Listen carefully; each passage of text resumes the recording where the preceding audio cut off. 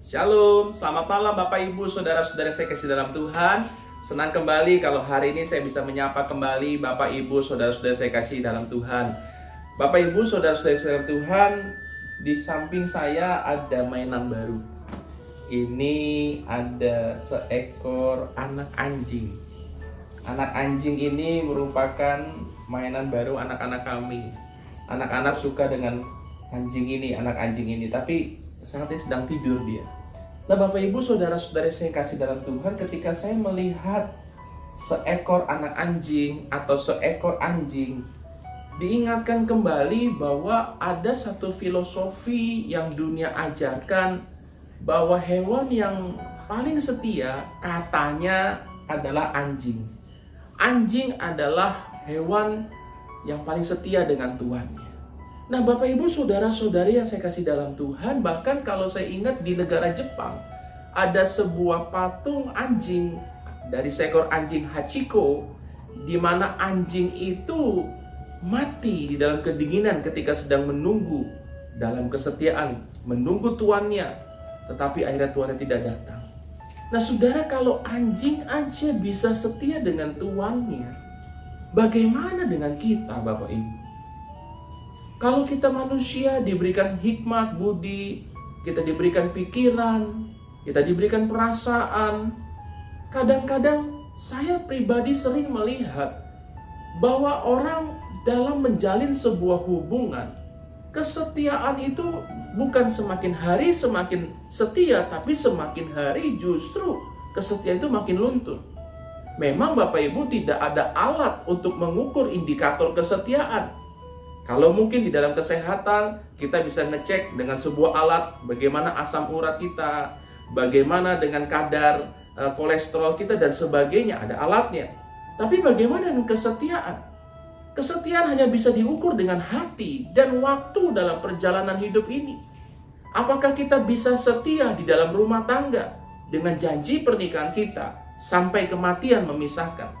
Hari-hari justru kita melihat bahwa pernikahan itu bukan menjadi satu hal yang religius lagi, satu hal yang sakral.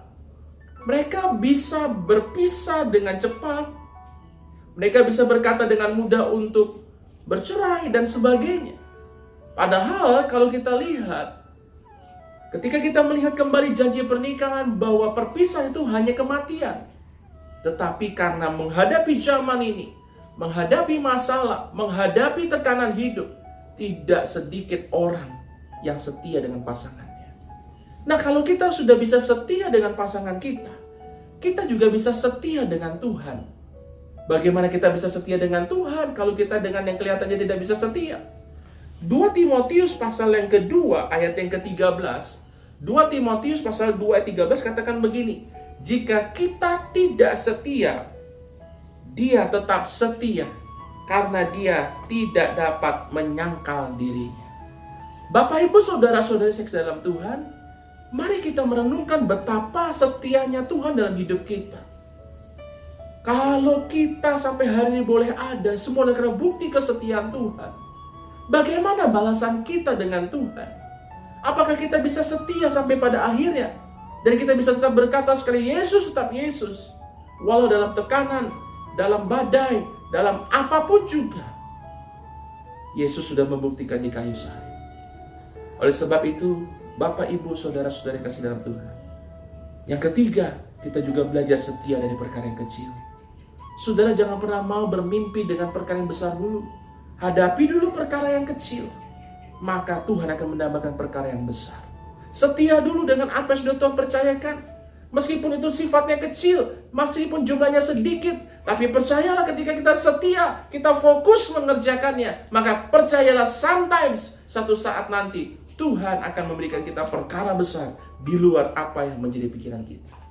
Oleh sebab itu, kalau kita melihat seekor anjing, sadarkah diri kita? Bisakah kita setia dengan pasangan kita sampai kematian memisahkan? Bisakah kita setia sama Tuhan? Bisakah kita setia belajar dari perkara yang kecil? Kita harus mulai dari hidup kita. Kalau Tuhan setia, kita bisa setia sama Tuhan. Dan Tuhan tetap baik dulu sekarang, dan kesetiaannya turun-temurun sampai selama-lamanya. Setialah selalu Bapak Ibu Saudara-saudara Tuhan. Apapun yang terjadi, setia adalah harga mati. Mari kita berdoa. Bapa di surga, terima kasih, selamat malam. Kami mengucap syukur kalau malam hari ini kami diberikan kesempatan untuk kami boleh diberdekati dengan kebenaran firman Tuhan.